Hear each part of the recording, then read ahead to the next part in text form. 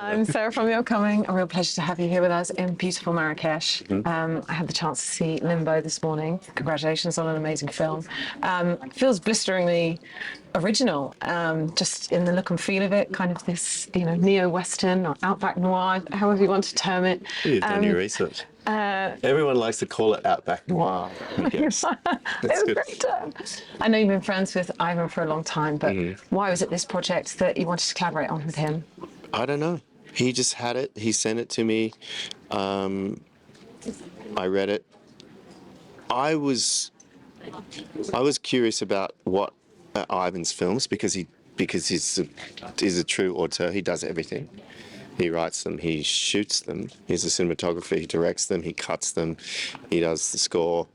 It's Ivan Town, and he's just quietly goes about what he does. And I guess as a filmmaker myself, I wanted to experience that and see actually how he does it. And it always starts with a pretty well contained script. And he wrote the script. We collaborated. We discussed the script, changed a few things. It's sort of we just had a really good working relationship from the moment we first talked. There was no sort of there was no ego. There was no posturing. There was none of that. It's just I could tell he knows what he wants to do and he knows how to do it, and that's very reassuring. Particularly with a character that push a bit further, which was fun. Definitely great to push a bit further when you feel you've got someone very stable under your feet. And quite a contrasting role to anything I've seen you in before. Travis Hurdy, I mean, he's sort of a man of few words, world weary, obviously problems with addiction, even the physicality that you bring to the role. But simmering underneath, just as the film progresses, there's compassion there. There's a want to care, a want to find justice. I think that's with everyone, isn't it? Those people that have a harder shell are generally harder on the outside because they're very vulnerable, right? They've been hurt. I don't know. It's just like we're animals. I know you sort of had a year to kind of ruminate on this character, and it does feel like you really. I had a year. Did you talk to Ivan? Did you do some research? No, I had about 6. Yeah, I think it was probably 8, maybe 10 months from when I first got the script to when we started shooting. It was just very easy. It was like the relationship was very easy. So it's a real luxury when you can go and sit down with the director and sort of at your leisure read through the script and sort of discuss a few things and sort of talk about it. And I guess in a way what happens is you're kind of creating this contract of trust. And I said to him, I want to push it a little bit. I really want to do a character with this guy. And I said, I'm going to rely on you to tell me when it's too much or not enough or if it feels inconsistent. He was like, yep, sure, no problem. And then it just sort of happened that way. And of course, there's a real focus on sort of revealing in all these sort of subtle ways as the film goes on about the different kinds of racism that this Indigenous community have faced. It does feel like a really important time to be throwing a spotlight on these experiences. And I know there's been that recent vote, that referendum.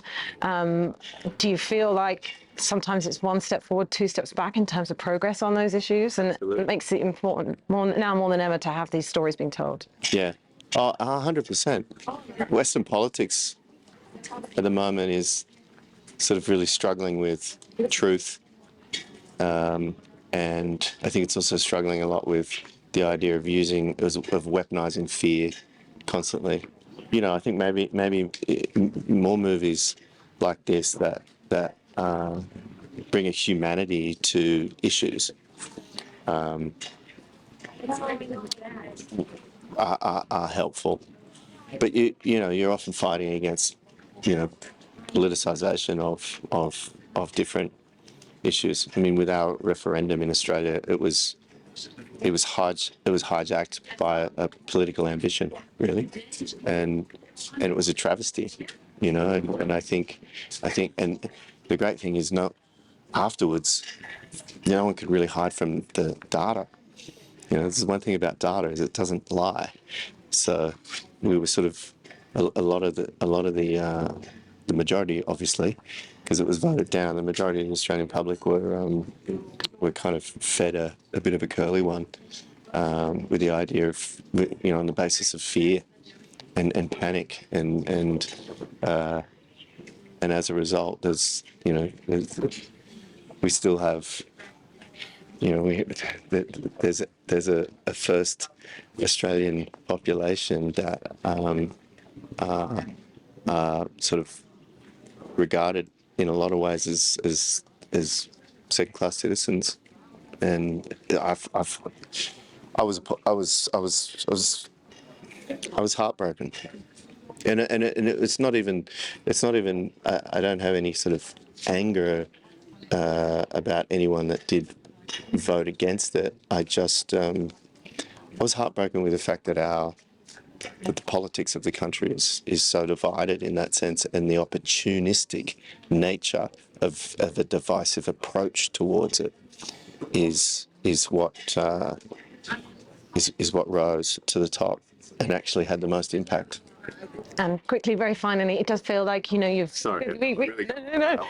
reconnecting to your Australian roots, telling stories there. I know you're working on this Narrow Road to the Deep North, the Richard Flanagan adaptation.